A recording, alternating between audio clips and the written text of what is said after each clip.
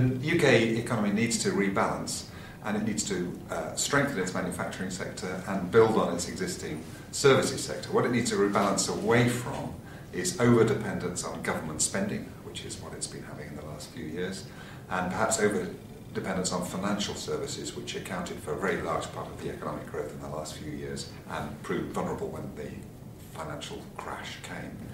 The manufacturing sector in the UK is substantial. We're about number 6 or 7 in the world.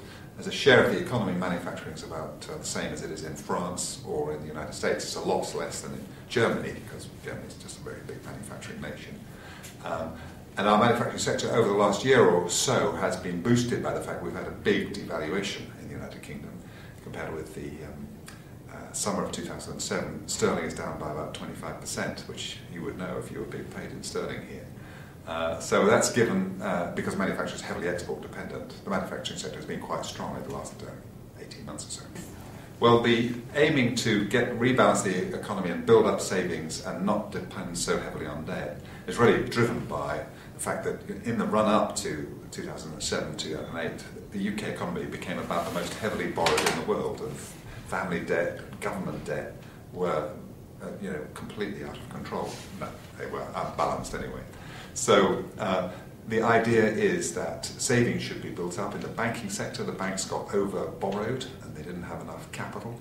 And families had balance sheets got out of kilter as well. So the idea is that savings will increase and that the economy as a whole will be less dependent on debt. And that should mean that over time economic growth will be more sustainable, less vulnerable to these big volatile swings we've seen in the last year or two. There is political consensus in the UK that we need to take urgent action to tackle climate change. And it's not an ideological matter in the UK. It hasn't actually ever been. I mean, Mrs. Thatcher talked about the need to reduce greenhouse gas emissions. And particularly when David Cameron became head of the Conservative Party, he was very anxious to reach out to the centre ground of politics and not seem like an ideological character.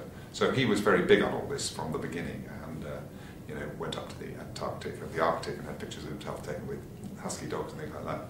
And I think that squared also with the views of voters as well, that this was a matter to be taken seriously, and politicians do what voters want them to do. A lot of manufacturing factories in the UK have closed and relocated to China and other emerging economies over the last 10 or 15 years, but that's not been to do with the price for carbon. It's been that manufacturing costs in those countries just a lot lower than they are in the United Kingdom, salaries being a fraction of what they are in the UK.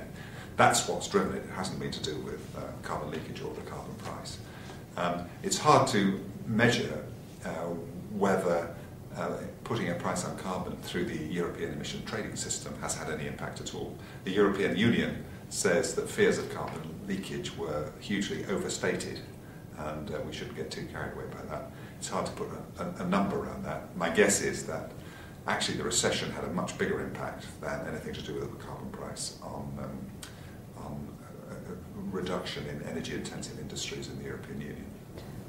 The government set up a target for 2050 of reducing greenhouse gas emissions by 80% and 50% by 2025.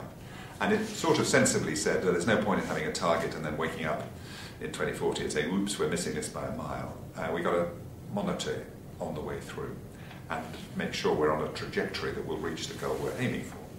So in 2008, there was a Climate Change Act, and they set up an independent committee on climate change made up of technocrats, basically, people who understand all this stuff, and charged them with setting carbon budgets over 5-year periods from now to 2050, and saying where we needed to get to as a country in terms of emissions over those different budget periods.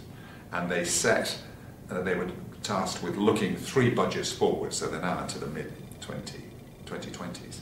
And the idea is that they will say what needs to be done to get there, and government's job is to set the policies to arrive at those budgets going forward. And this is legislated, this is statutory, it's not kind of the whim of a politician. So it's quite serious stuff.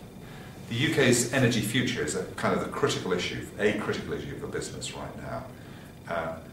Between now and 2020, we're going to have to replace about a quarter of our power generating capacity, And actually beyond 2020 there's a lot more to be replaced as well.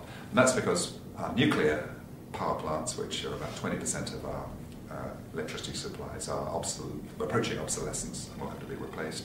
And we still have a fair amount of dirty coal. So there's a huge investment needed in the UK's energy sector, £110 billion between now and 2020.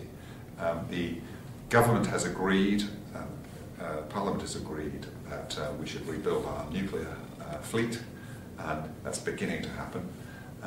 The government is also determined to get a great deal of offshore wind into the energy mix going forward. And so we're going to see a huge investment in, especially on the eastern coastline of the United Kingdom, in offshore wind arrays. And there's also the beginnings of investment in technology development for carbon capture and storage, so we can clean up our coal system. So there's and of course gas for the United Kingdom is and will remain a very, very important part of our energy mix.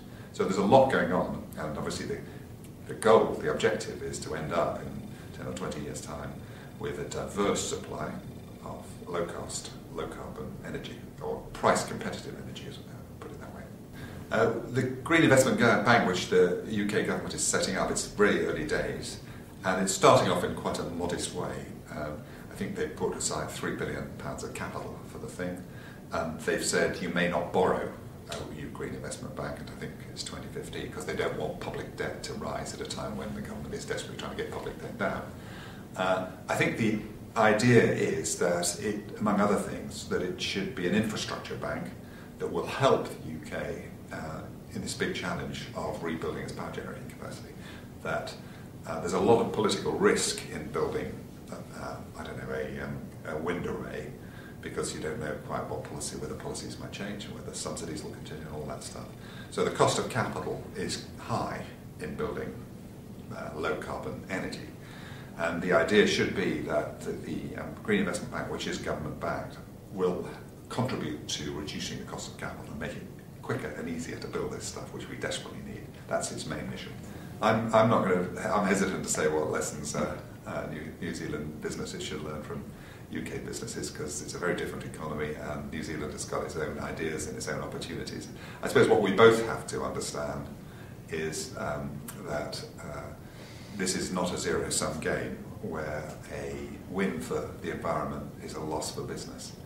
I think that the exciting thing about all this is that a shift to a low-carbon economy will create new products and new services that don't exist now, and companies that get ahead of the curve will be in a strong position to prosper.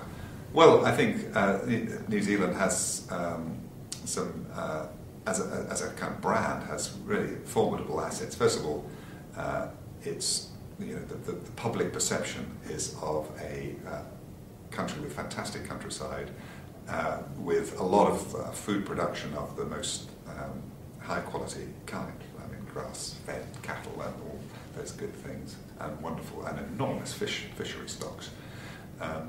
It has a very high proportion of its energy coming from renewables, and it has technology in geothermal that it's developing that I think the rest of the world will find very interesting and attractive. It has assets in areas like water management and forestry management that will be relevant to the rest of the world. So my feeling is that in this changing world, New Zealand has some really strong cards to play. The Kiwis think of themselves as being good at innovation, but not at commercialising, and Brits think the same way about themselves as well. The Brits are always saying, we have brilliant scientists, how come we're not better at turning it into dollars and cents, and why do we have to go to the United States for all that sort of stuff to happen? I think two or three things. One is that we've seen in the UK that the universities are great hubs for new business clusters. So if you go to places like Cambridge or Manchester or Dundee or Warwick, you'll see around the universities new firms starting up and employing people and doing clever and exciting things. And there's a little bit of government money to help that, which I think is important. So those clusters help. I think that one thing that the UK has, which the New Zealand is less equipped with, is it has a big capital market, so there is money there to support innovations and new technologies in a way that is harder to do here. So you just have to be cleverer and harder nosed about it all, and as far as I can see, you are, so that's fine.